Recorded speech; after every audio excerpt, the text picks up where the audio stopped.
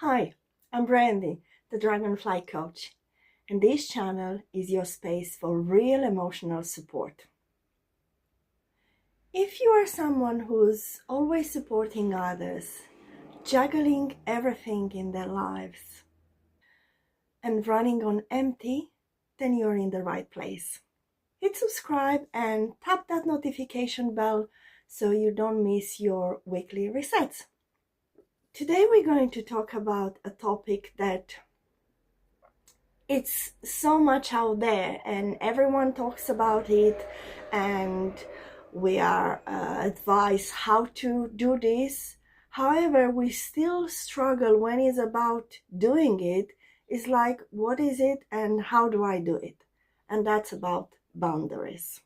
Because I'm seeing more and more clients that are on a verge of a breakdown because those boundaries in their lives, in their especially work lives, they are quite blurred. And that's not because they are weak, but because they don't know how to protect their own energy.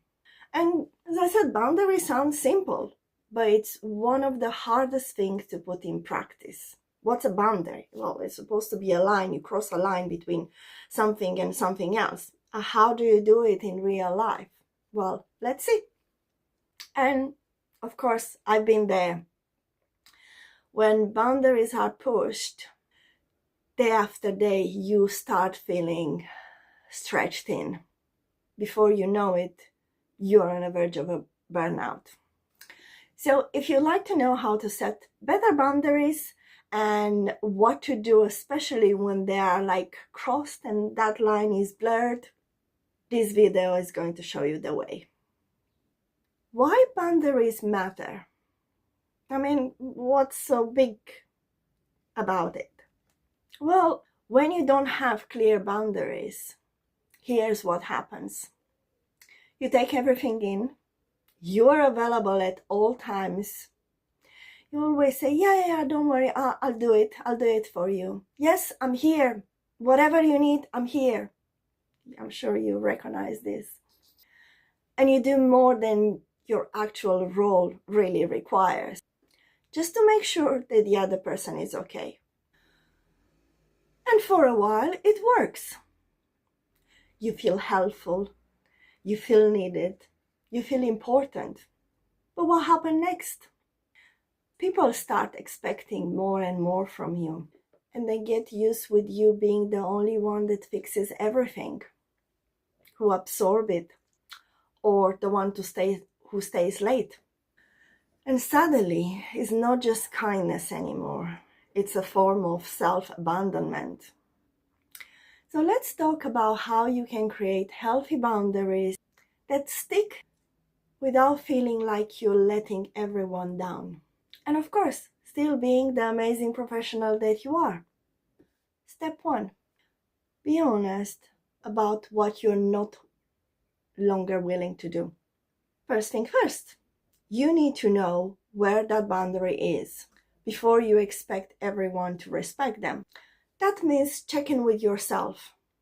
What drains you fastest? What's non-negotiable for you in work and personal life? And ask yourself, what are you tolerating that is creating resentment? Because sometimes we keep saying that yes, yes, yes to avoid anything on the other side. But this builds within ourselves resentment, and that's not a healthy emotion to have for us or for the other person involved in this situation. So something that sounds like this. I am no longer willing to check emails after 5, 6, whatever is the time that you decide. I am no longer willing to fix things that are not mine to fix. It's good to help people, but when you became that support person that everyone comes at, and then there is no more time for you to fix your part of the world, then it gets too much, and those boundaries have to be clear, put in place. And this will be your inner boundary line. And it has to come first, no matter what. For example, if you need to log off at 6 p.m. to recharge, that's not a luxury, that's a necessity. And that's essential for your well-being. So write these things down. Seeing them on paper will make them feel more real, where you are and what are you not willing to do anymore. And of course, if they are written down, they are harder to ignore. Step 2, communicate clearly. And this is where a lot of us stumble. We either say nothing or we hope people will get the hint that we reach a certain point that we don't want to go further of that. And the same, sometimes we over-explain until we kind of like talk ourselves out of that boundary or whatever we want to do. Instead, be clear and simple. I won't be able to help you after 6 p.m. However, I can do this first thing in the morning. Or, I don't have the capacity right now, but I can pinpoint to someone that can help you. And boundaries are not about being rude. They're about being respectful of your own time and energy so you can show up at best. Or another example, I won't accept any more last-minute requests on XYZ. This is a good one. I will take my lunch break every day out of my laptop. In the kitchen, in the canteen, wherever you are, outside, just 20 minutes outside of that environment where the laptop is. If you can also leave your phone on the desk, that's absolutely amazing. And I will say no without explaining why. The more we keep explaining, the more we get in that spiral of like kind of getting annoyed with the person that we have to explain why and why we're saying no. Just no, and that's it. And it's easier to build confidence by enforcing one boundary well. If we start to do 10 things in the same time, you know very well it's not going to go well. So just find one, look at one, something that it bothers you, something that you think it's too much for the moment for you, and just work on that for 1 week, 2 weeks, whatever you need in time. And then when you think that you mastered that boundary, go to the next one. So step 3, expect pushback. When you start setting those boundaries, some people, of course, will have to test them. Not always because they are difficult, but because you've trained them to expect always a yes from you. And here's the thing. Pushback is not a sign that you're doing something wrong. It's actually a sign that you're doing something right. If a colleague or someone around you keeps pushing that boundary, repeat your boundary calmly without adding excuses. Think of it like a broken record. You're polite, steady, and consistent. Step 4. Protect your energy like it's your job. Well, and honestly, that should be part of your job, protecting your energy, because you cannot pour from an empty cup. We all heard that, during the flight, you put first your mask. This is how it should be on day to day. If at some point you can't give any more from yourself, that's it, end game. Whatever it is, in whatever you do, we always say, oh, I have to do this and I have to do that, and it's more and more and more. But what about you? Because if you can't function at some point, for whatever reason, nothing around you will function again. So first, you. And you don't always have to announce that boundary. You just have to start living it. What that might mean, you block in your calendar focus time or me time or whatever you need, but you know that time from 1 to 2, nothing and no one can disturb that time. And that's your boundary. If you plan something for yourself between 12 and 1, and in the morning a client, a colleague, whatever says, I need something, and you look at your calendar and you say, oh, this is the time actually that I could give, and you give that time. How is that putting in place a boundary? And what do you teach people? That it's always you have that little extra time that people around you can push and find it. Again, taking proper lunch break, as I said, saying no to extra projects when on your plate is already full, or saying clear no's without further explanation. And I notice in my experience, the more we try to explain that no, the further we go in a no zone, because the other person will keep push back. So once we say no, the subject is closed. And sometimes people adjust better when we show them the new standard instead of just telling them. And remember, healthy boundaries help you serve others better because you're not running on fumes.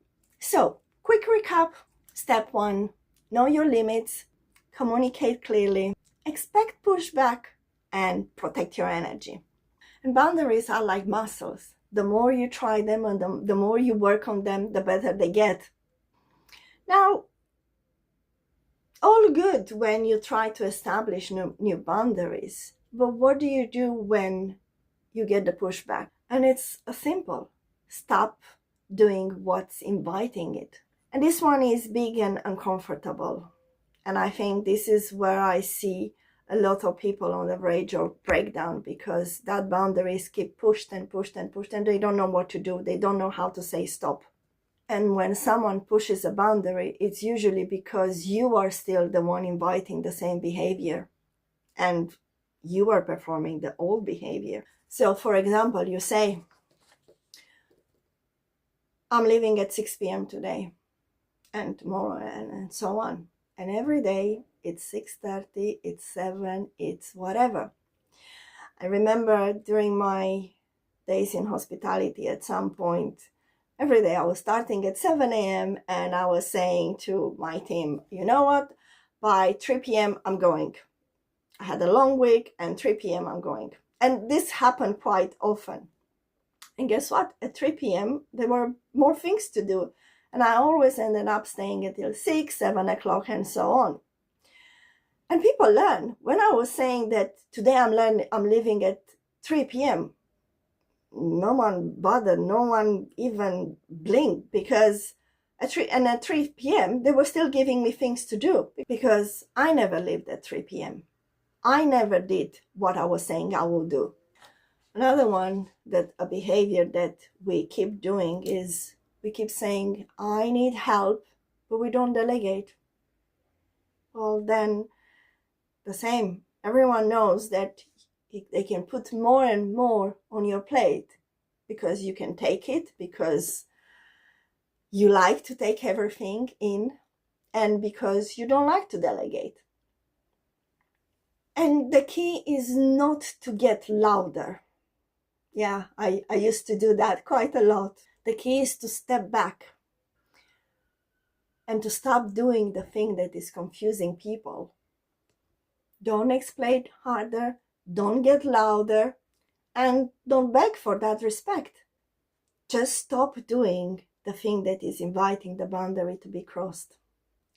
Back off, step out of the situation, and let your actions show that things have changed. And if they are upset that you stopped overgiving, it's because they were benefiting from your lack of boundaries. It's as simple as that. And there might be toys thrown out of the pram and tantrums and so on. And I think the key is, and I learned that the hard way, is to stay calm. And again, not louder, back off, step out of the situation. And reinforce that boundary, where you can go, where you stop, where they can go. And would it be uncomfortable at first? Oh yes, definitely. But over the time, you'll feel more clear, more grounded, and more like that amazing professional that you are. And let's be clear, setting boundaries doesn't make you selfish, cold, or difficult. It makes you safe for yourself, for your energy, and for the work that you truly care about. And here is a journal prompt for you to try it. Question: where am I still behaving in ways that undo my own boundary? And setting boundaries isn't about time. It's about how you feel when you do it. And leave a heart in the comments if you feel this resonates with you, and send me a message or leave a comment to what boundary are you going to introduce this week or next week. And because I know how tricky it is to remember all these steps that I talk about, I created a PDF guide that you can download to keep these steps handy anytime you might need them. And I'll put the link below. And if you want more practical support like this, hit subscribe and turn on notifications, because every week I'll be here with mind-body tools, coaching insights, and to remind you that you matter too. I've got you. And I'll see you next week. All the best.